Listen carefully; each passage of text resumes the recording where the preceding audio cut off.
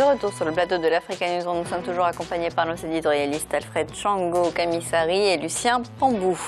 Sans plus attendre, le dossier du jour.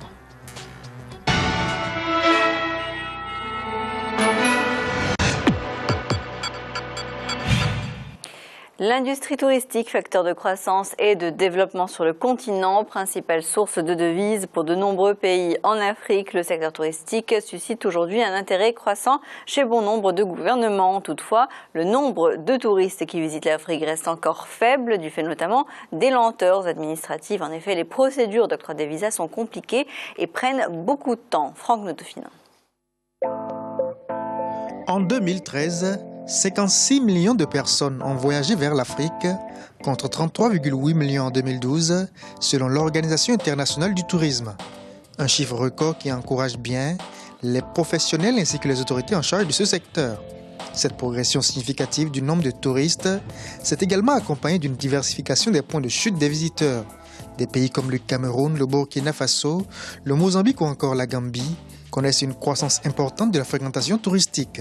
Mais même s'il est vrai que le nombre de touristes connaît une croissance, l'Afrique reste néanmoins le continent le moins fréquenté, 5% environ de la part mondiale du tourisme.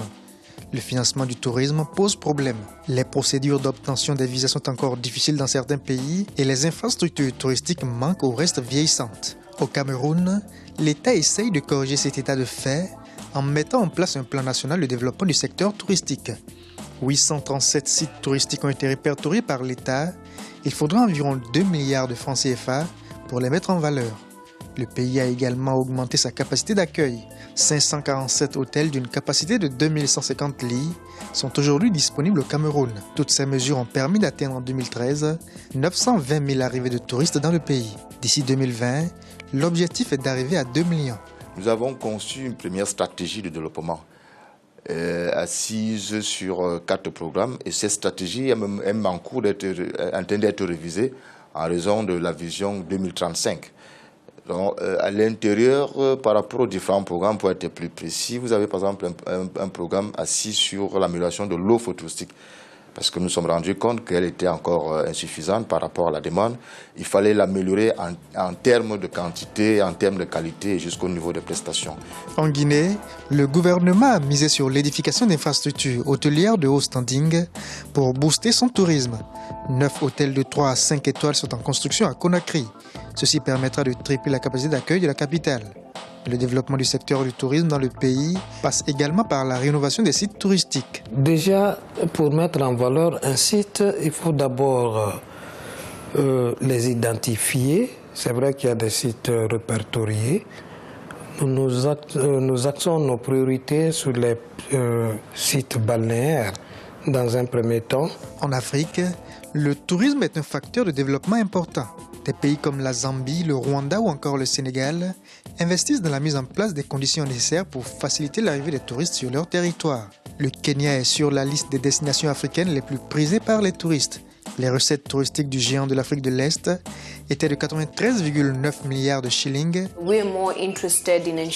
Ce qui nous intéresse le plus, c'est d'assurer qu'il existe un environnement propice pour développer ce marché afin que ces spécialistes du secteur touristique puissent mener à bien leur affaire, que les tours opérateurs puissent faire découvrir en toute sécurité ce magnifique pays à leurs clients, à l'abri de toute arnaque, et que le Conseil du tourisme kényan puisse disposer du soutien d'un personnel qualifié à destination des clients et être compétitif sur le marché. L'Afrique est un continent magnifique, en particulier la région subsaharienne. En 2013, ce sont 1,23 million de touristes qui ont visité le Kenya, une baisse par rapport à 2012 où le nombre de visiteurs s'élevait à 1,9 million. Les récents actes terroristes et la concurrence des nations voisines sont les raisons de cette baisse du taux de fréquentation des touristes. Conscient de cela, l'État a commencé à mettre en place les conditions pour rassurer les touristes. Il vise en 2014 3 millions de visiteurs. 3 million is not ambitious.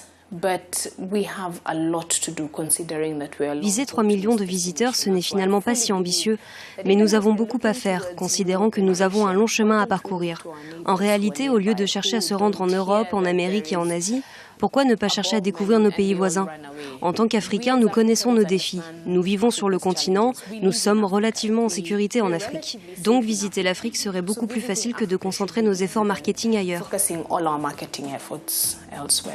Non loin du Kenya, au Rwanda voisin, l'État a entamé en 2012 une nouvelle politique de promotion de ces espaces touristiques. Et pour favoriser l'affluence des touristes, le pays a adouci son processus d'obtention de visa. L'année dernière, le gouvernement a fait passer une loi, si je peux dire, ou une directive qui permet à tout Africain de pouvoir se rendre au Rwanda sans avoir à demander le visa avant. Je pense que si nous ne sommes pas le seul pays qui l'a déjà fait, mais c'est justement dans cette optique de rendre la visite au Rwanda, l'accessibilité au Rwanda plus facile à la majorité de personnes qui voudraient bien s'y rendre.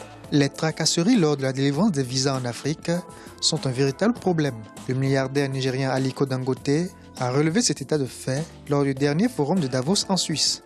J'ai besoin de visa pour entrer dans presque 38 pays du continent, ce qui signifie qu'un Américain a plus de facilité à circuler sur mon continent que moi-même. Entre pays africains, les problèmes de visa sont souvent récurrents. Il s'agit de l'un des défis à relever pour favoriser l'essor du tourisme intra-africain. Le tourisme dans son ensemble, ce n'est pas seulement les hôtels, ce n'est pas seulement les sites, c'est déjà à partir de l'aéroport. Nous souhaitons que dès que nos invités entrent, dès qu'ils viennent au pays, qu'ils aient moins de tracasseries et vraiment qu'ils soient à l'aise. Et là, ça pourra toujours nous apporter un plus. Et c'est là où le tourisme va aller de l'avant. Par expérience, pour avoir été dans certains pays, comme au Kenya, lorsque vous arrivez même à l'aéroport, vous vous sentez déjà touriste parce que l'accueil qui vous y est réservé, ma foi, vous donne déjà l'envie de continuer et voire même de multiplier les voyages dans cette destination. La construction et la modernisation des infrastructures aéroportuaires restent également l'un des grands points de la promotion touristique en Afrique. Au Sénégal, l'État a investi plusieurs dizaines de milliards de francs CFA dans la construction d'un nouvel aéroport à Diass, à 40 km de Dakar. Dès le départ, cet aéroport pourra atteindre les 3 millions de passagers. Avec l'objectif d'1,5 million de touristes, il est évident que cet aéroport nous permettra d'y aller beaucoup plus vite. Mais il y a également des projets touristiques majeurs tels que Joal-Figno, Mbodjen, Fally-Portudal, qui sont dans la zone et qui seront certainement boostés par cet aéroport international Blaise Diagne. Promouvoir le tourisme en Afrique nécessite des moyens et une réelle volonté des autorités politiques et économiques. Il est aujourd'hui attendu des gouvernements un véritable investissement budgétaire dans ce secteur et une sécurisation des différents sites touristiques afin de rassurer les visiteurs. Mais l'État n'étant pas le seul investisseur dans le secteur du tourisme, le secteur privé a un grand rôle à jouer. Alors Alfred, le tourisme en Afrique représente seulement 5% de la part mondiale du tourisme. C'est extrêmement faible. Mais absolument, Khadija. Pourquoi est-ce ainsi? Peut-être qu'on ne l'a pas évoqué. Il y a d'abord, on a insisté beaucoup sur les infrastructures, ce qui est tout à fait vrai, mais c'est surtout la question de la sécurité et de la paix. Donc la question de la stabilité des États qui fait que le tourisme est un parent pauvre. Et puis dans les politiques nationales, bien sûr, il y a des façades des ministères du tourisme, il y a probablement des directions du tourisme qui sont chargées justement de la promotion des États, mais on ne sait pas avoir une véritable politique promotionnelle, on ne sait pas vendre justement les destinations africaines touristiques. Mais il faut aussi ajouter à ce défaut-là important, la question de la formation aussi du personnel. Là, on nous dit effectivement l'accueil déjà dans l'aéroport. Et voilà, exactement. Or, naturellement, je dis quand on compare le Kenya aux autres pays, je vais dire, il faut comparer ce qui est comparable, puisque le Kenya a une tradition lointaine, justement, du tourisme depuis l'époque des Britanniques, et puis au moment de l'indépendance, ils ont favorisé effectivement le tourisme comme un autre élément des ressources, des revenus pour le Kenya. Donc il y a une longue tradition qui existe. Il faut plutôt parler effectivement du cas, par exemple, du Rwanda, qui a compris l'intérêt, naturellement, de promouvoir le tourisme, et pas seulement le tourisme du génocide, mais le tourisme général. Et je pense qu'ils ont pris le bon bout. Au Rwanda, c'est aussi beaucoup de tourisme vert au Rwanda. Oui, oui, en général, tout à fait. C'est beaucoup pour aller du côté des forêts. Oui, les forêts, naturellement, parce qu'effectivement, il y a cette grande réserve, en tout cas, des Virunga qui part de RD Congo et puis qui déborde vers le Rwanda. Donc, effectivement, il y a déjà là un passé qui existe, mais qui n'était pas très exploité, qui n'est pas très exploité exploiter par exemple en RD Congo. Quand dans le parc Virunga, par exemple... Mais en RD Congo, c'est pour des questions sécuritaires, surtout. Mais pas seulement questions sécuritaires. Vous imaginez que le plus ancien parc du monde, en Afrique en tout cas, le parc de Virunga, 1925, aujourd'hui on est en train de faire de la prospection pétrolifère pour... Vous comprenez que dans ces conditions-là, quel touriste va venir voir les derricks ou la recherche sur le pétrole là-bas? Non. Je pense qu'effectivement, c'est cette absence de vision très claire de l'importance du tourisme comme facteur de développement et de ressources de devises dans un certain nombre de pays qui fait naturellement problème. Alors, Alfred l'a dit, Lucie, on ne peut pas vraiment comparer le Kenya par rapport aux autres pays d'Afrique subsaharienne. Et pourtant, j'ai bien envie que vous puissiez m'expliquer pourquoi est-ce que le Kenya attire autant de touristes, contrairement aux autres pays d'Afrique subsaharienne. Il y a une histoire, Alfred l'a dit, effectivement l'a mis en perspective, il y a une histoire qui tire ses racines de la tradition effectivement britannique. Il y a ces parcs animaliers, il y a ce qu'on appelle... Mais justement, ça, on peut le retrouver ailleurs. Oui, on peut le retrouver ailleurs, mais sauf que au Kenya, effectivement, il y a une organisation qui est faite avant les autres. La faiblesse, en fait, du tourisme dans la place de l'Afrique est à l'image des échanges internationaux de l'Afrique dans la mondialisation. Et si on va beaucoup plus loin, qu'est-ce qu'on remarque? On remarque que cet embryon, effectivement, du tourisme qui naît en Afrique est souvent le fait du capital étranger aussi. Le capital national reste globalement à l'écart. Ce capital national commence à s'y intéresser, bien entendu, au tourisme parce que c'est une source de devises, c'est effectivement source d'emploi pour les nationaux. Encore faut-il, Alfred l'a aussi dit, aller vers la problématique de la formation, la problématique de l'organisation spatiale. L'organisation spatiale, la réflexion effectivement des bâtiments, de l'organisation du trafic, des liens entre des agences nationales africaines et des agences ici en Europe ou dans le monde. Donc il y a une série de problèmes. Alors les pays comme la Guinée équatoriale ont pris acte, si vous voulez, compte tenu de leur environnement, de leur biodiversité, de l'importance du tourisme. Et le président Biangema Bazogo essaie de faire des efforts dans le plan émergence, effectivement, 2025-2035, qu'il a mis en place pour essayer de faire émerger le tourisme. Bon, donc on voit qu'il y a des efforts qui commencent à être faits. Ces efforts, il faut les saluer.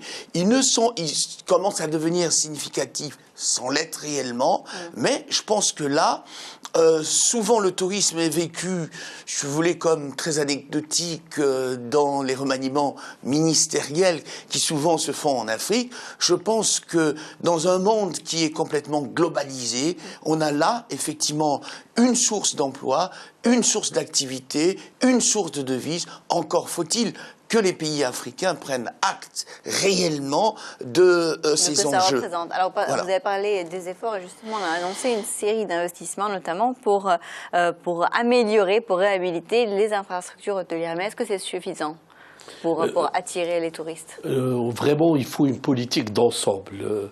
Aussi bien Lucia que Alfred, ils ont pointé un certain nombre de problèmes. La sécurité, malheureusement, on a vraiment une injustice qui frappe tous nos pays.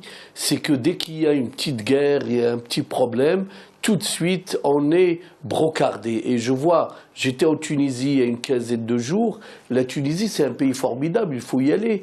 Mais vu qu'il y a quelques escarmouches sur les monts Chambla... mais c'est à l'intérieur du pays. Hein. C'est vraiment loin, ça n'a rien à voir. Et le problème, c'est que ça a fait tache même par rapport au Maroc. Même le Maroc, on a souffert. On a eu donc un transfert de touristes vers la Turquie, vers les pays européens. Et moi, le seul pays où j'ai vu un attentat de mes propres yeux, c'était à Belfast. Et alors que j'allais en Algérie pendant les années 90, j'ai été je ne sais pas combien de fois, j'ai jamais vu d'attentats. Il y a eu des attentats, mais je ne les ai pas vus. C'est pour dire que nous sommes...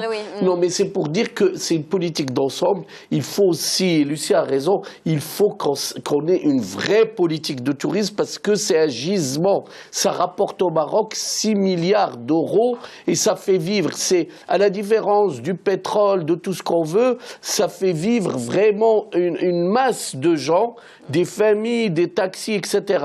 Donc il faut une vraie politique et puis une vraie politique d'image aussi. Moi, quand je vois ces images, j'ai envie d'y aller. Combien de fois j'étais pour des voyages, on va dire, d'affaires et je découvre un certain nombre... très cher, justement, ces politiques marketing à l'endroit des pays du Nord coûtent très cher. C'est peut-être le rôle de toutes ces organisations interrégionales, même l'Union africaine devrait s'en préoccuper. Il faut débloquer des budgets, mettre en commun, et vous avez raison, mais quand on voit des affiches vantées, des petites îles, je ne sais pas où, dans les métros parisiens, c'est vrai que ça coûte cher, mais on est capable de le faire. Mais on n'a pas d'image.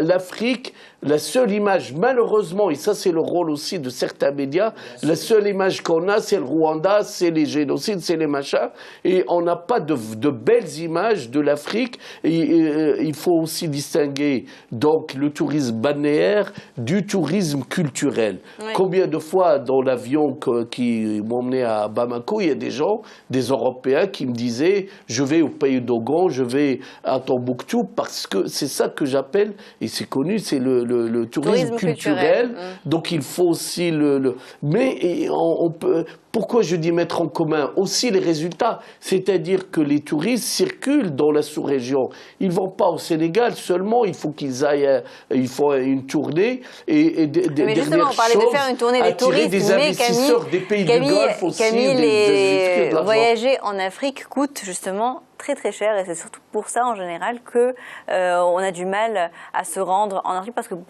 parfois c'est plus cher d'aller en Australie que de se rendre en Afrique à partir de l'Europe, ou ne serait-ce qu'un Africain pour se rendre dans un autre pays d'Afrique. Ça c'est aussi un autre problème qui reste majeur, parce qu'on n'arrivera pas à en sortir s'il n'y a pas une vraie politique de transport. Mais absolument. Mais écoutez Radija, je reviens d'un week-end prolongé à Vienne en Autriche. Vous atterrissez à l'aéroport de Schwechat. C'est un petit aéroport qui n'est pas immense, mais qui est très bien entretenu. Au fond, vous trouvez tout ce qui vous donne envie justement d'y retourner. Et il y a plusieurs compagnies aériennes justement à moindre coût qui permettent à tout le monde de pouvoir justement voyager, se déplacer, aller à sa destination. Or, en Afrique, combien de compagnies aériennes font le trajet Afrique-Europe? Si vous regardez bien, à part les grandes compagnies européennes ou américaines, il y a quelques compagnies africaines, il y a le Turkish Airlines, etc. Donc quelques compagnies simplement. Et là, au fond, il y a ce problème des tarifs. S'il y avait une multiplicité de compagnies low cost à moindre coût, à bas coût, qui pouvaient permettre justement aux Africains qui sont en Europe de pouvoir aller faire du tourisme, alors on a évoqué la question de visa, etc. Ça aussi, c'est très important. On n'aurait pas ce problème-là. Par ailleurs, il faut viser aussi le tourisme intra-africain. Et là encore, l'absence des compagnies aériennes et puis les tracasseries administratives de visa. On a entendu la responsable du tourisme Kenyan parler justement de ce tourisme intérieur entre pays africains. Mais comment est-ce qu'on pourrait réaliser ça, sachant que les pays africains sont extrêmement mal interconnectés entre eux? Exactement. Mais naturellement, Radija, non seulement il y a une mauvaise interconnexion, parce qu'effectivement, il n'y a pas beaucoup de compagnies non plus aériennes africaines, en tout cas de compagnies sûres, pour permettre ce déplacement-là. Les routes ne sont pas sûres non plus. Mais surtout, la question du visa. Vous voyez, je l'ai souvent rappelé ici, le panafricanisme est un vain mot aujourd'hui en Afrique, parce que justement, les différents pays, les différentes autorités tiennent tellement à leur souveraineté qu'ils ne permettent pas la suppression des visas pour les Africains pour se déplacer à travers tout le continent. Pourquoi voulez-vous qu'il y ait un visa? Aujourd'hui, l'Europe a réussi à faire quelque chose Écoutez, j'étais là, comme je viens de le rappeler, à Vienne en Autriche. Je rencontre une Autrichienne, qu'est-ce qu'il me dit? Il dit, mais aujourd'hui, ce qu'il y a d'extraordinaire, c'est que nous n'avons même plus besoin, parce qu'à l'époque, avec les shillings, il fallait convertir, changer l'argent, on perdait beaucoup d'argent. Aujourd'hui, avec l'euro, on est tranquille, on circule librement. Et donc, c'est tous ces faits-là, mis bout à bout, montrent qu'effectivement, il y a cette impossibilité de promotion du tourisme en Afrique tant que les autorités ne prendront pas conscience de la nécessité de supprimer le visa pour pour les Africains à l'intérieur de l'Afrique, pour au moins arriver à cette idée du panafricanisme touristique en Afrique. Mais ça se comment au niveau sous-régional? Alors nous allons marquer une courte pause dans l'Africa Newsroom à suivre le dossier de l'économie. Restez avec nous.